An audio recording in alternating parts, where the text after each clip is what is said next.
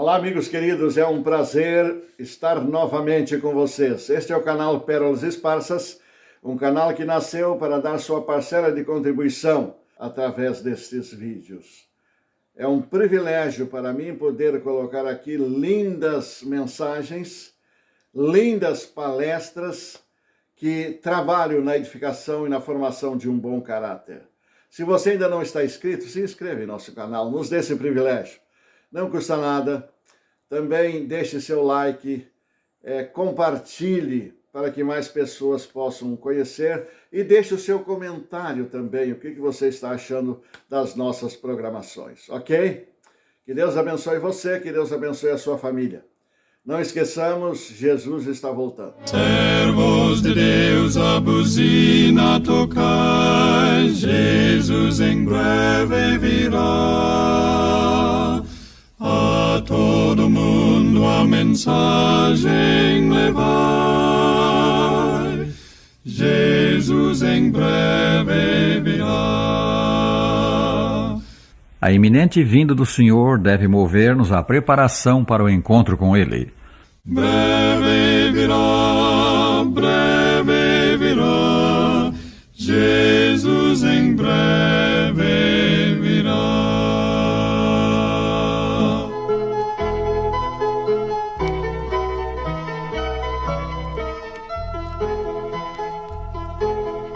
Como a voz doce de um anjo, uma mensagem de amor,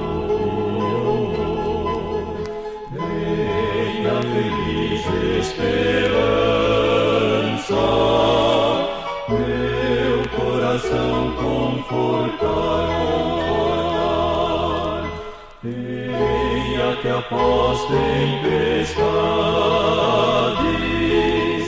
venha a bonança embalar, por oração perdas por tudo, dando-me calma sem par, voz de amor, que me faz embalar meu coração, venha o Senhor confortar.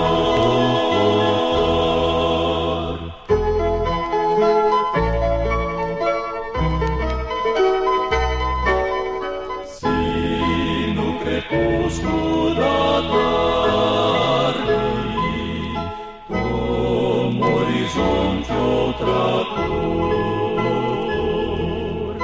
por entre a treva que adensa, não vês da estrela o fulgor, e vindo as trevas noturnas, tens porventura temor, não desanimes que logo há de brilhar o alvor. Voz de amor, que me vem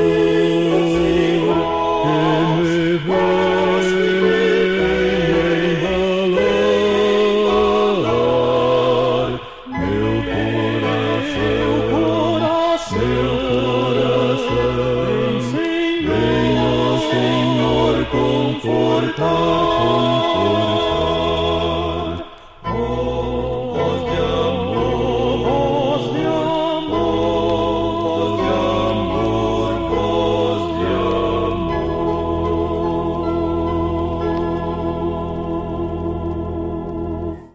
Dietrich Bonhoeffer, que é um teólogo luterano, que foi preso na Alemanha por defender as convicções da sua fé, foi preso pelo regime nazista, disse o seguinte: se você quer conhecer o nível de moralidade na sua nação, veja o que ela está produzindo para as suas crianças. E quando eu olho para o Brasil, eu tenho a impressão que esse país está entregue aos demônios. E a palavra que Paulo utiliza aqui poderia ainda ser traduzida da seguinte maneira: Timóteo, você precisa saber disso. Nos últimos dias sobrevirão tempos furiosos, selvagens, violentos ou demoníacos. É difícil, irmãos. Difícil. Ellen White chega a dizer que o grande tempo de angústia que está diante de nós, nem a mente mais fértil é capaz de imaginar o que nos reserva nos últimos dias. Porque a Bíblia vai dizer que será um tempo de angústia tal qual, você lembra, nunca houve, desde que houve nação. Eu só clamo pela misericórdia de Deus. E quando eu vejo o apóstolo Paulo falando e expressando o assunto dessa maneira, eu acredito que foi proposital. Porque na primeira carta, precisa projetar aqui para frente para o pessoal acompanhar, primeira carta de Timóteo, capítulo 4, versículo 1, eu vou lendo aqui até que a projeção seja feita. O texto diz assim: ora, 1 Timóteo 4, 1, o Espírito expressa, ou melhor, afirma expressamente, ou seja, de forma clara, categórica, que nos últimos tempos, de novo, é o título da nossa mensagem de hoje, os últimos dias, os últimos tempos, alguns apostatarão da fé, por obedecerem a espíritos enganadores e a ensinos de quê? Demônios. Então não foi por acaso que Paulo escolheu a palavra demônios ali. Paulo quis dizer que haverá nos últimos tempos uma apostasia tão grande na igreja, que é uma apostasia demoníaca. E eu não tenho outra palavra para descrever para vocês o que nós vemos acontecer aqui nesse país hoje. Porque o que estão tentando fazer é trazer sodomia para dentro da igreja. É tentando semear na igreja pecados que a Bíblia considera como abominação no meio do povo do Senhor. E diferente do que muitos pensam, inclusive, de que a marca característica da igreja no tempo do fim seria uma igreja vigorosa, triunfante, uma igreja vitoriosa, e esse tempo vai chegar, mas antes disso acontecer, a Bíblia diz que a grande marca da igreja no tempo do fim era a passagem por uma profunda apostasia. E quando eu falo, presta atenção, de apostasia na igreja, eu não quero dizer que a apostasia vai ser da igreja, são duas coisas diferentes. Você entende? A igreja não apostatará, porque a igreja é de Deus, foi levantada por Deus, é guiada por Deus e será conduzida por Deus até o triunfo em nome do Senhor Jesus. E há uma profecia clara que nos diz que, embora ela esteja prestes a cair, em nome de Jesus ela não cairá. Então, quando eu falo de apostasia, não é da igreja, é na igreja. Na igreja. E é isso que Paulo está advertindo. E aí ele continua o seu diagnóstico, agora no versículo 2, veja aí comigo, ele vai traçar algumas características da nossa geração ao dizer: pois os homens serão o quê? Egoístas. Não há característica melhor para descrever essa geração. Porque ontem nós vimos Jean-Jacques Rousseau, aqui no tema, dizendo que o homem nasce bom, que a natureza do homem é boa, que o ser humano é intrinsecamente bom, que a sociedade corrompe o ser humano, mas a natureza do ser humano é boa. Agora, de acordo com a Bíblia, não. Paulo vai de maneira clara dizer que os homens serão egoístas. E eu ainda diria a você que a tradução poderia ser feita da seguinte maneira: os homens são egoístas, porque o egoísmo é a marca da natureza humana. Veja um bebê quando nasce. Você não precisa ensinar ele a dizer meu, porque o egoísmo é o germe que corre dentro do nosso DNA. Mas eu não tenho tempo de analisar todos os pecados que Paulo cita ali, então a gente vai escolher 3. Por que 3? Porque eu acredito que quando Paulo traça o diagnóstico da nossa geração, quando ele chega para Timóteo e diz: Timóteo, entenda, nos últimos dias os tempos serão demoníacos, porque os homens serão, ele traça a lista agora. Eu acredito que Paulo identificou aquele que é o problema central da geração que você vive. E é um problema na área do amor. Mas, irmão Jefferson, a gente leu o texto e eu não vi nem a palavra amor aparecer ali. Verdade. E para isso a gente precisa recorrer ao idioma original. Você sabe que o Novo Testamento foi escrito em grego, e dentre os pecados, a lista que Paulo traça ali, há 3 palavras, que são as palavras filarguros, filedonos e filautós. Presta atenção. Filautós, filarguros e filedonos. As 3 palavras surgem da mesma raiz, filo. E filo no grego significa, sabe o quê? Amor. Só que na tradução a gente perdeu um pouquinho do sentido disso. Então vamos lá. A primeira palavra que Paulo escreveu aí no texto é a palavra filautós, que está traduzida na sua Bíblia como egoístas. Mas no idioma original, se fizéssemos uma tradução literal, a tradução seria a seguinte: amantes de si mesmos. Tudo bem, irmão Jefferson, mas qual que é o problema de eu ser amante de mim mesmo? Jesus diz que eu devo ter amor próprio, não diz? Ele diz que eu devo me amar, até em primeiro lugar, para amar o próximo como eu amo a mim mesmo. Mas não é desse amor que Paulo está falando aí. Paulo está falando de um amor narcisista, um amor autocentrado, um amor egoísta, egocêntrico. É aquela pessoa que não tem compaixão, aquela pessoa que não tem empatia, que não se importa com o próximo, que é capaz de se olhar no espelho e cantar o hino "Quão grande és tu".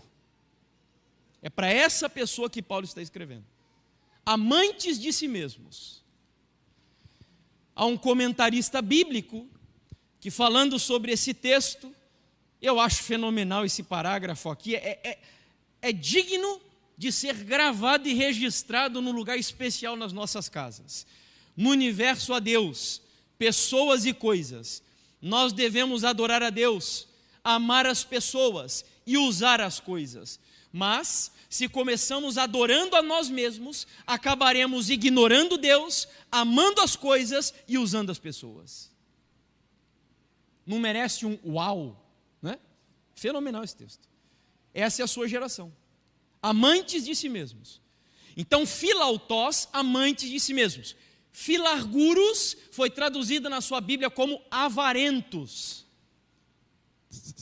Avarentos. Mas no idioma original, numa tradução literal, poderíamos dizer amantes da prata, amantes do dinheiro. É o povo que cultua Mamon, é o povo que ama o dinheiro, faz tudo por dinheiro, estuda por dinheiro, faz faculdade por dinheiro, trabalha por dinheiro, tudo visando o dinheiro. O dinheiro é o Deus da vida dessas pessoas. É o mundo capitalista opressor que você vive. E não pense você que nessa luta entre comunismo e capitalismo, que o capitalismo hoje praticado no mundo é um capitalismo ético, não. Não sei se você sabia, mas um dos grandes expoentes da visão capitalista, sabe quem foram? Protestantes, um deles Calvino. Só que o capitalismo, quando surgiu, ele tinha uma ética, que era uma ética protestante. Mas a partir de Adam Smith, que é o autor do livro A Riqueza das Nações, ele criou uma visão totalmente egoísta do capital, onde ele diz que o mercado seria regulado, sabe pelo quê? Por algo que todo ser humano tem, e que isso que todo ser humano tem demandaria a justiça do mercado. Sabe o que é? O egoísmo. Ele diz que por causa do egoísmo, o mercado seria autorregulado. Vejam só a sociedade que você está vendo. Não é comunismo e nem capitalismo que vai salvar o mundo que você vive, irmãos. É em nome de Jesus o cristianismo que tem a mensagem para salvar pessoas. É isso. Então, filautós, amantes de si mesmos. Filarguros, amantes da prata. E a outra palavra é filedonos, amantes dos prazeres. Essa foi traduzida de maneira literal na sua Bíblia. É o povo hedonista, o povo que crê que a vida gira em torno do prazer. Eu vivo para ter prazer. Eu só sou feliz se eu tiver prazer. E aí alguns vão deslocar o prazer para algumas áreas da vida que mais lhe agradam. Já citei várias delas aqui ontem. Alguns vão querer ter prazer lá e vão devotar a vida ao sexo, outros ao dinheiro, outros ao trabalho, outros à política e por aí vai. Prazer. Mas o ponto principal é o sexo. Sem dúvidas, você vive numa geração que praticamente cultua o sexo. Tanto é que um autor católico, Peter Kraft, falando da nossa geração, vejam que interessante a afirmação dele aqui: não podemos vencer a guerra cultural, a menos que vençamos a guerra do sexo, pois o sexo é de fato a religião da nossa cultura. Mas vamos lá. Então Paulo, quando ele afirma aqui, olha, nos últimos dias sobrevirão tempos demoníacos. Por quê? Vou resumir em 3 aqui. Os homens serão amantes de si mesmos, amantes do dinheiro e amantes dos prazeres. Ou seja, o que Paulo estava dizendo era, olha, a última geração terá um problema na área do amor. Vão distorcer o conceito de amor. Eles amarão a si mesmos, amarão o dinheiro, amarão os prazeres, vão desviar o conceito de amor. Uma confusão nessa área. O que Paulo estava fazendo nada mais era do que esmiuçar o que Jesus já havia dito no sermão profético de Mateus 24. Você vai lembrar. Onde ele disse assim, olha, que por se multiplicar a iniquidade, o amor de muitos o quê? Se esfriará. Jesus já havia dito que haveria uma corrupção, uma distorção do amor na geração que viveria nos últimos dias. Eu quero mostrar algumas evidências de como isso está acontecendo para vocês. Alguns exemplos. Gosto sempre de trazer exemplos práticos aqui para a gente entender do que eu estou falando. Então, por exemplo, vocês já devem ter ouvido falar do Whindersson Nunes. O Whindersson Nunes já foi o youtuber mais famoso do país. Hoje ele se dedica a uma outra área. Mas ele era o que tinha o maior canal no YouTube. Comediante, um jovem que nasceu numa família sofrida, no Piauí, fez um trabalho fenomenal nas redes sociais, cresceu, namorava na época a Luísa Sonza. Eu acompanhei inclusive um pouco do trabalho, do namoro deles. Luísa Sonza, uma menina recatada, muito bonita, uma música belíssima, ela cantava por sinal, músicas belíssimas, mas com o passar do tempo mudou a rota. Eles se casaram, casamento pomposo, bonito, digno de nota. Não ficaram 2 anos casados, infelizmente. A justificativa que ambos deram nas redes sociais, abro aspas, as palavras deles aqui para vocês: estamos nos separando para a maioria das pessoas, mas a verdade é que só estamos terminando uma fase, acabando sim um casamento, mas jamais o amor, carinho e respeito um pelo outro. Nos amamos e nos admiramos muito, e nos inspiramos um no outro a ponto de entender que às vezes a gente precisa parar. Ou seja, nós temos aqui um casal justificando a separação, e detalhe, a glamourização do divórcio é uma marca da nossa geração. Isso é muito comum, que eu acabei de ler aqui para vocês. Os atores globais, os influenciadores digitais, sempre que se separam, vêm nas redes sociais glamourizando o divórcio. E a justificativa que temos aqui é: estamos nos separando por amor. Como se o amor fosse um caminho a ser seguido que justificasse a separação. Um outro exemplo aqui que eu trago a vocês, e a Anitta ainda consegue me escandalizar às vezes. Ela ainda consegue. E aqui foi um dos escândalos para mim. A Anitta é uma defensora do relacionamento aberto. Não sei quantos sabem o que é isso. Relacionamento aberto é outra ideia que é hoje divulgada, onde dizem eles que não há nenhum problema se você é casado, e entre os cônjuges há uma combinação para você viver um relacionamento com outras pessoas, mesmo sendo casado. Ou seja, a Bíblia chama isso de quê? Do que a Bíblia chama isso? Relação fora do casamento. Como que é o nome? Adultério. Mas eles chamam de relacionamento aberto. Isso é muito comum hoje entre famosos aí da nossa geração. Will Smith, Léo Lins, há muitos aí que seguem relacionamento aberto. E a Anitta é uma dessas. E aí, quando foi entrevistada sobre o seu ponto de vista desse tipo de relacionamento, ela disse o seguinte: lealdade não tem nada a ver com traição. Lealdade tem a ver com consideração, com empatia. Com você fazer a pessoa se sentir bem, com você respeitar aquela pessoa e não ser abusivo. Se a pessoa fizer com que eu me sinta assim, eu não estou nem aí se ela transou com outra. Nem me conta. Faz o que quiser e volta. Se eu continuar me sentindo amada, desejada, especial, não estou nem aí para o que a pessoa faz quando eu não estou presente. Você percebe, amigos? Parece que as pessoas estão enlouquecidas. O amor não significa absolutamente nada mais para as pessoas da sua geração. Foi esvaziado de significado. E é por isso que não é exagero quando Paulo diz que nos últimos dias sobrevirão tempos o quê? Demoníacos. Porque não há valor, não há ética, não há moral, não há princípios, não há nada.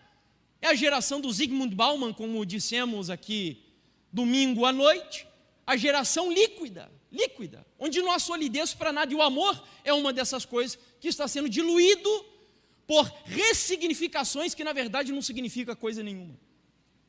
Só que agora se segura aí na cadeira da igreja, no banco da igreja.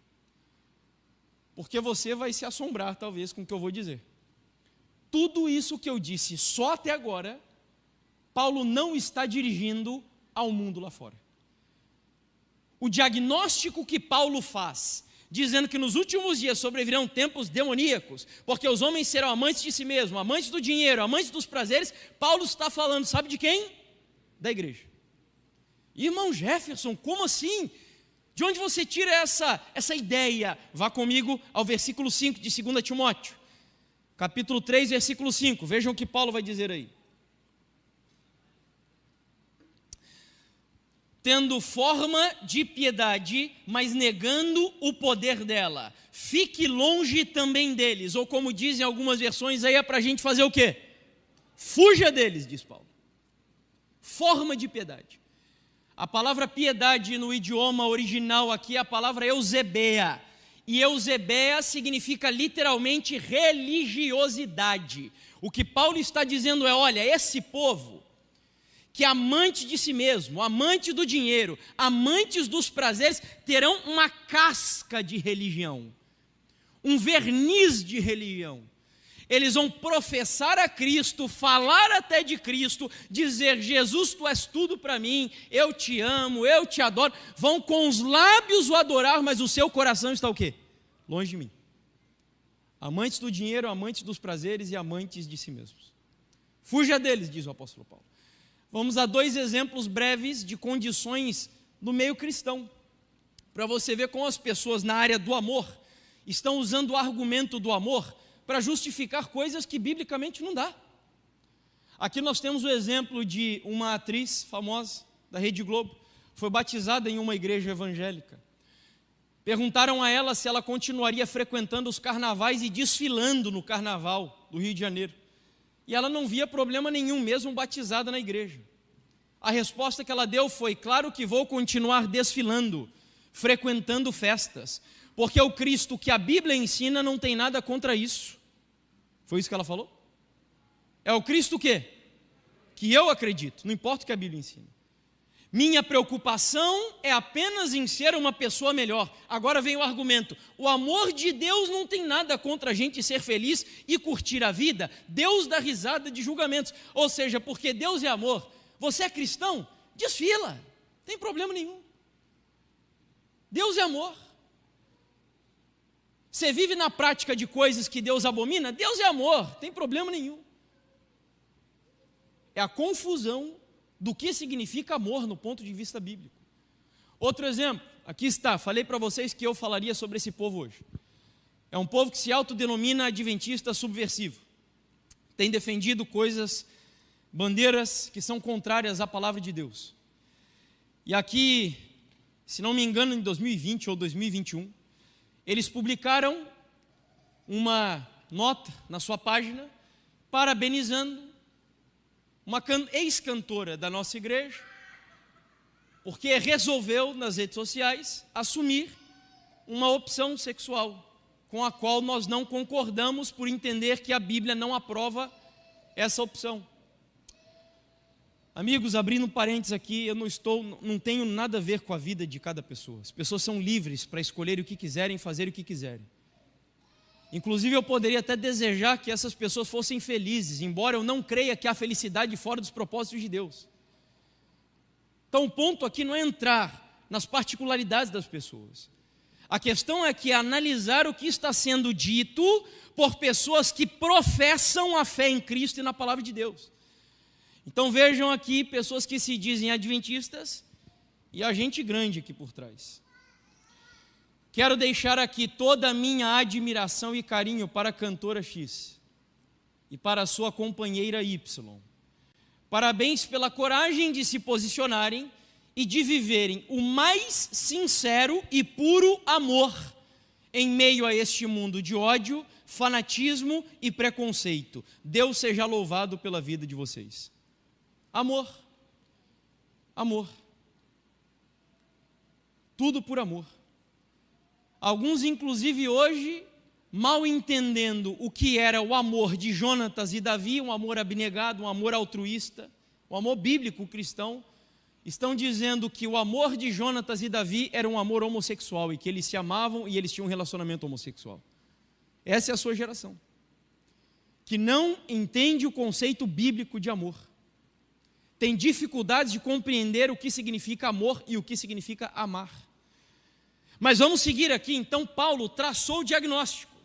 E Paulo disse assim, olha, nos últimos dias sobrevirão tempos difíceis ou demoníacos, porque os homens serão amantes de si mesmos, amantes dos prazeres e amantes do dinheiro. Terão uma casca de religiosidade, fuja deles. Aí agora Paulo vai fazer uma advertência, cuidado com os falsos profetas, porque eles querem semear essas ideias no meio da igreja. Onde está isso, irmão Jefferson? Vá comigo, versículos 6 e 7. De 2 Timóteo capítulo 3. A gente só está lendo o capítulo, interpretando o texto. 2 Timóteo capítulo 3, versos 6 e 7, ele diz: pois entre estes quem? Me ajuda aí, vamos ver se a gente está interpretando o texto. Estes quem? Os amantes de si mesmos, os amantes do dinheiro e os amantes dos prazeres, que têm uma aparência de religiosidade, dos quais a gente deve fazer o quê? Fugir. Grava bem, eu esqueci de dizer. Essa pregação hoje, você vai poder resumi-la em 3 verbos. O primeiro verbo é, o que a gente tem que fazer dos falsos profetas? Deve fazer o quê? Fugir. Grava. Mas vamos continuar, vamos ver a característica desse povo. Pois entre estes se encontram os que se infiltram nas casas e conseguem cativar mulheres tolas, sobrecarregadas de pecados, que são levadas por todo tipo de desejos e que estão sempre aprendendo e nunca conseguem chegar ao conhecimento da verdade. Irmão, essa fala é machista. Pode parar aí. Machista. Que a Bíblia é um livro machista, dizem alguns. Não, amigos, a Bíblia não é um livro machista. A Bíblia foi escrita em uma cultura machista. Mas a Bíblia é um dos livros mais antigos há em gerações, cujas mulheres eram marginalizadas a valorizar a mulher. E eu tenho provas do que eu estou falando. Por exemplo, uma só para você saber. Na geração de Jesus, onde as mulheres eram tidas de maneira marginal, qual foi o primeiro grupo que viu a tumba vazia e foi dizer a um bando de homens covardes que Jesus havia ressuscitado? Qual foi o grupo? Mulheres. Mulheres. E temos outros exemplos aqui que poderíamos dar também. Então a Bíblia não é um livro machista. Foi escrita em uma cultura machista. Cultura esta, da época de Paulo, cujas mulheres eram proibidas de estudar, inclusive teologia. Não tinham capacidade de defender a sua própria fé. O homem também trabalhava fora de casa, na maioria das vezes a mulher ficava por ali mesmo. Quando esses homens saíam, estes falsos profetas se aproveitavam dessas mulheres, que tinham 2 características: inexperiência intelectual e também imoralidade. Porque a Bíblia vai dizer ali no texto que elas eram levadas de um lado para o outro por toda sorte de quê? Desejos. Então nós estamos pecados. Nós estamos falando aqui de um grupo de pessoas que naquela época era um grupo inexperiente, imaturo, que tinha desejos incontidos, que eram levados de um lado para o outro, que estavam sempre na igreja, ouvindo, escutando, mas nunca se convertiam de verdade. Eu não preciso ser profeta para saber que aqui provavelmente tem pessoas que já estão há anos na igreja, que já ouviram centenas acho que há muito, né? Dezenas de semanas de orações, e ainda não renderam a sua vida aos pés do Senhor Jesus. Decidi olhar para o amanhã, olhar para o amanhã, e assim vou permanecer em pé, como em Deus a minha fé. Jamais hei de desistir até que chegue o fim. Decidi olhar para o amanhã, olhar para o amanhã. Decidi no trilho estreito andar, no trilho estreito andar, pois eu sei que o tempo bem perto está, sei que logo vai chegar, e assim estarei em pé até que chegue o fim. Decidi no trilho estreito andar, no trilho estreito andar. Ora vem Jesus Cristo, que leva para o ar. Eu já vislumbro a glória, quero muito lá chegar. Quando o Filho do Homem aparecer, trombetas vão soar. Jesus em glória descerá, para os santos seus buscar. E junto aos remidos nós iremos para o céu. O Filho do Homem voltará, em breve voltará. Ora vem Jesus Cristo, me leva para o ar. Eu já vislumbro a glória, quero muito lá chegar.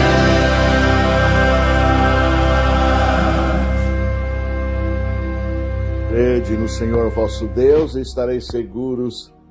Crede nos seus profetas e prosperareis.